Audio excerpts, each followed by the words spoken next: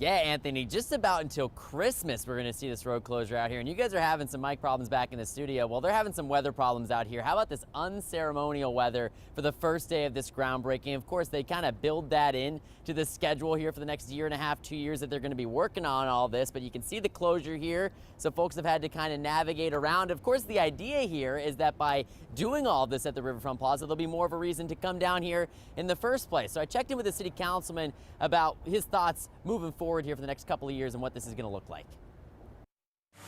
When we would go downtown for the restaurant or whatever, on the way out, we would always go into the toy store and then, get something and go home. Jacksonville City Councilman Joe Carlucci says he still sets up a train set every Christmas that he got at the old toy store in the Landing. He has years of fond memories as a kid at the Landing, and he's excited for making new memories with his kids at Riverfront Plaza.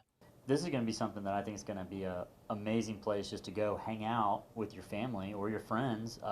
Grab some food, grab a drink, let your kids play for a little bit. Development on the park will work its way from the Acosta side down to the Main Street Bridge side. Phase 1 will start with a cafe facing Independent Drive with a playground on top and a splash pad right next to it. There will be a large lawn space before hitting some civic steps leading up to a reflective pool.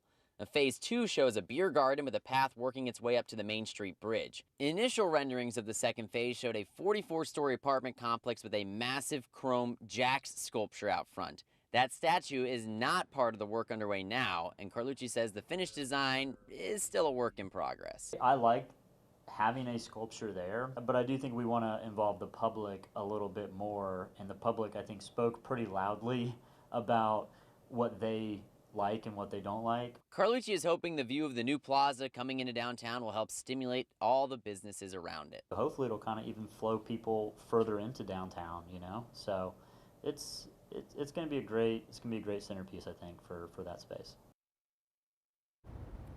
Of course, it's always a headache getting to that point. You have the road closure here. That's going to be until December 22nd at Water, Hogan, and Independent Drive. Chunks of those all closed down for a while. Then on Bay Street, there's actually some work going on as well, right around Liberty.